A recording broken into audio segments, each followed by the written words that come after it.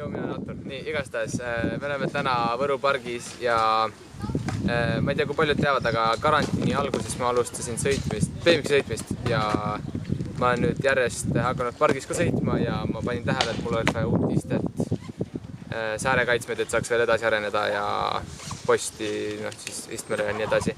Et ma nüüd täna teen unboxingu, trikiratast sain need asjad, et paljud ei tea, aga trikiratast saab ka BMX-i juppe, aga selle jaoks oleks mõistlik neile kirjutada ise, et kui te tahate ka mingit BMX-i juppi, kui teil on mingisugune spetsiifiline soov mingisugusele jupile, siis kirjutage neile Instagrami või siis helistada võib ka tegelikult neile. Nende number peaks olema ka olemas nende lehe peal, et helistage või kirjutage neile Instagramis, aga vaatab, ma ise ei ole veel lahti võtta, see pakk, aga vaatab.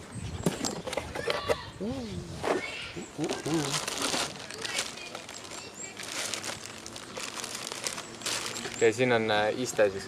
See on Odyssey iste ja jah, täiesti õige iste. Ma kohe hakkan nende asjadega tegelema, võtan siis pärast hiljem pakist lahti, kui ma panen need peale. Kui mul on BMX-i peale ära pandud, siis ma näitan täpsemalt, mis ma sain siis. Siin on siis see istme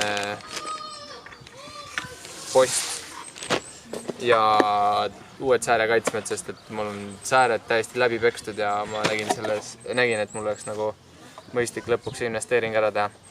Aitäh trikiratas ikkagi, et viitsisid otsida mulle neid asju, et neil ei ole lehe peal päris paljust asju, mis nad saavad BMX-il osta. Kui teil on mingisugune küsimus, siis kirjutage neile ja nad kindlasti aitavad teid ja võimalik, et leiavad teile siis mingi sobiliku jupi ka. Aga ma siis nüüd panen need BMX-i peale ja siis ma näitan, milline see asi välja näeb.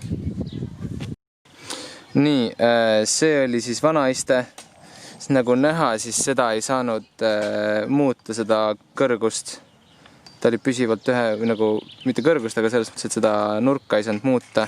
Ja selles mõttes, et post oli ka väga lühikene, et selles mõttes, et ta oli kogu aeg, ta pidi alati suht madalal olema. Aga nüüd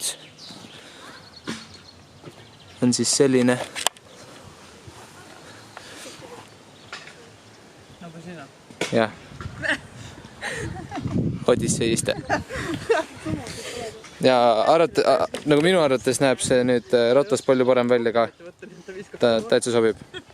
Ja, aga nüüd ma ootan, kuni tuleb Robert Otti. Vähemalt ta lubas mulle, et ta tuleb. Kui teda ei tule, siis tuleb mingi teistsugune video.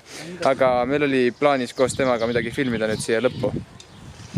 Ma ausalt isegi ei tea mida. Et selles mõttes, et kui me filmisime midagi, siis arvatavasti on sellest pealkirjast ka juba, et mida me tegime lõpuks. Ja, eks siis näeb järgmises klipis, kus me alustame Roberti või kui keegi teine tuleb, et siis kellegi teisega mingit video tegemist. Ja.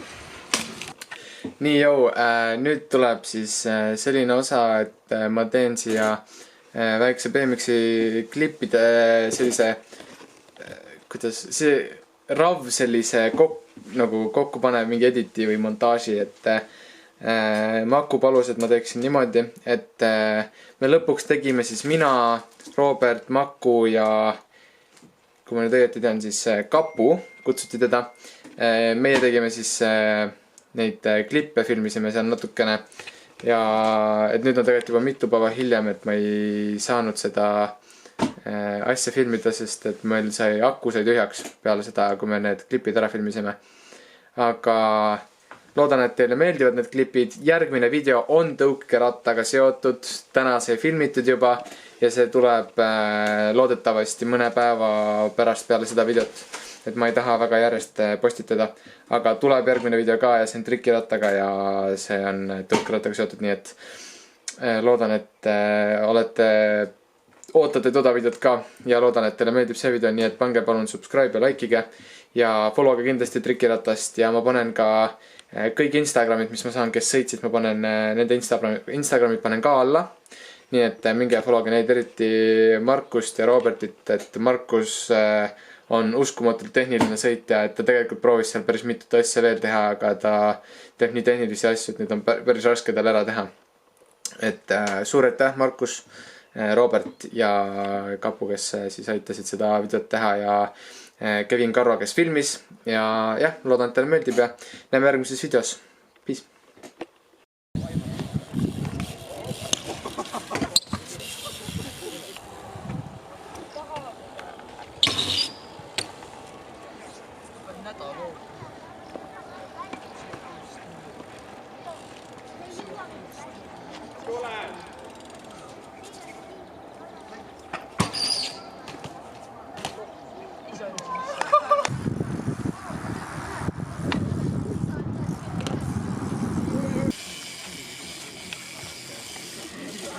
Opa! Joo!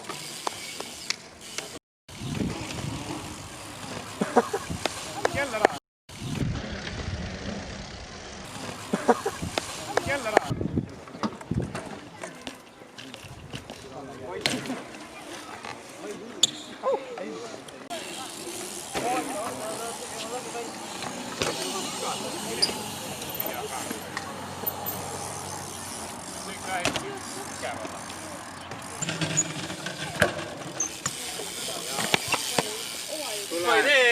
Tuleb! Loeb! Sobib!